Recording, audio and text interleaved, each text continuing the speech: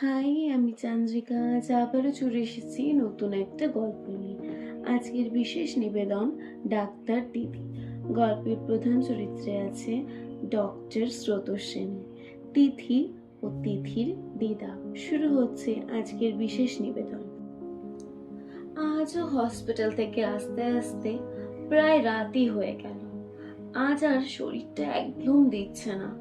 কয়েকদিন ধরেই শরীরটা বেশ খারাপ যাচ্ছে। এত চাপ হসপিটালের, আর পারছি না আমি। এইসব ভাবতে ভাবতে স্রোতস্বিনী বিছানায় শুয়ে ঘুমিয়ে পড়ল। হঠাৎ একটা ফোনের শব্দে ঘুম ভেঙে ধরপড় করে উঠল স্রোত। তখন রাত 12:30। হ্যালো, কে? ডাক্তার দিদি, আমি তিথি। পল্লবপুরে আমার বাড়ি। আমার দিদার খুব শরীর খারাপ। ডাক্তার দিদি, তুমি একটু আসো না গো, আমার দিদাকে একটু দেখে দাও না গো। তুমি না দেখলে না, আমার দিদাটা হয়তো আর বাঁচবে না আমার দিদাটা। তুমি একটু আসো না গো দিদি। ডাক্তার দিদি, তুমি আসবে তো? আচ্ছা তিথি, তোমার দিদার কি হয়েছে? তোমার বাড়িতে বড় কেউ থাকলে তাকে ফোনটা একটু দাও। আমি হাসপাতালের ঠিকানা বলে দিচ্ছি, সেখানে নিয়ে আসতে বলো, ঠিক আছে? না ডাক্তার দিদি, আমার বাড়িতে তো বড় কেউ নেই গো। তুমি এসো না, না হলে আমার দিদাটা যে আর বাঁচবে না। তুমি এসো না গো। আচ্ছা তিথি, তুমি তোমার ঠিকানাটা আমাকে বলো।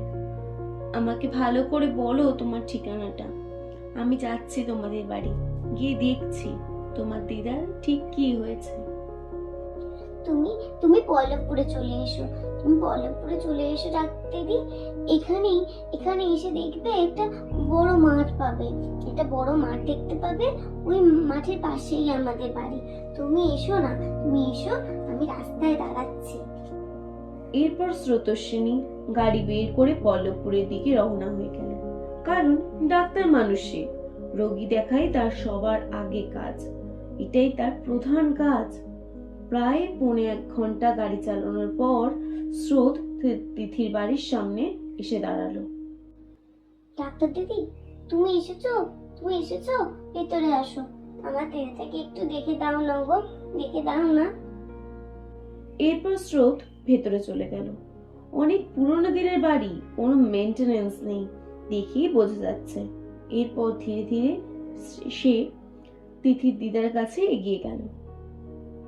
বাচ্চা, তোমাকে এই পাগলি মেয়েটা এত রাতে ডেকে এনেছে, কি বলবো বলো তো? আসলে আমার কিছু হয়নি গো, কিছু হয়নি। আচ্ছা, আমি দেখছি আপনার কিছু হয়েছে কিনা।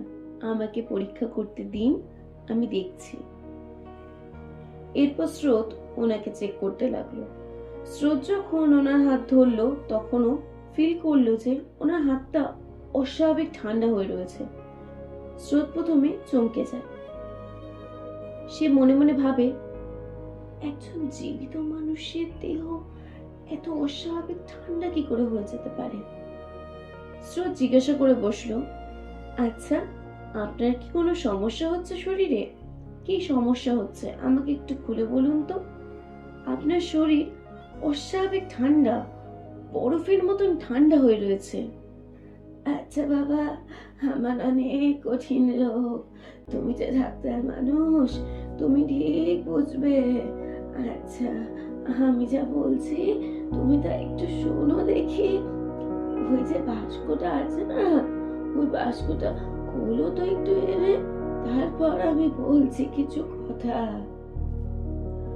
স্রোত তারপর সোনালী রঙের বাক্স নিয়ে তিথির দিদার পাশে বসলো। বাক্স খুলে সে প্রথমে একটা দলিল দেখতে পেল। তিথির দিদা স্রোতকে বলল, আচ্ছা, তুমি খুব ভালো মনের মানুষ, তা আমি খুব ভালো করে জানি, তাই এই কথাটা তোমাকে বলছি। তোমাকে এই বাক্সের ভেতরে দলিলটা দিয়েছি। এখানে আমার সব সম্পত্তি তোমার নামে করা রইল বাছা। আমার ছেলে মেয়েরা এই সম্পত্তির জন্য আমাকে শেষ করে দিতে চেয়েছিল গো, কিন্তু আমি ওদের কিচ্ছুতে দিইনি, কিচ্ছুতেই দিতে চাইনি। তুমি এই সম্পত্তি বিক্রি করে গরিব মানুষ, বাচ্চা কাচ্চাদের একটু সাহায্য করো, আমি তো এখন আর নেই। স্রোতস্বিনীর হাত পা আস্তে আস্তে ঠান্ডা হতে শুরু করে দিল। ও বুঝতে পারলো ওর অনুমান ঠিক, ইনি মৃত ব্যক্তি। এরপর স্রোত ভয়ে আর কোনো কথা না বলে ওখান থেকে ছুটে বেরিয়ে চলে এলো, গাড়ি নিয়ে সোজা নিজের বাড়িতে চলে এলো। এরপর আর কোনোদিন ওই দিকে যাওয়া হয়নি, ওই বাড়ির মুখোমুখিও শ্রোতার হয়নি। ও জানেও না ওই বৃদ্ধ মহিলার কোনো সৎকার হলো কিনা, বা ওই বাড়ির কোনো সৎকার বা সদ্গতি হলো কিনা। আজ এখানেই শেষ হলো আমাদের বিশেষ নিবেদন ডাক্তার দিদি। গল্পটা কেমন লাগলো সেটা অবশ্যই লাইক ও কমেন্টের মাধ্যমে জানাবেন। আমাদের চ্যানেলটিকে সাবস্ক্রাইব করে রাখবেন সবার প্রথমে নোটিফিকেশন পাওয়ার জন্য। ভালো থাকবেন, সুস্থ থাকবেন। দেখা হচ্ছে পরের এপিসোডে নতুন কোনো গল্প নিয়ে। নমস্কার।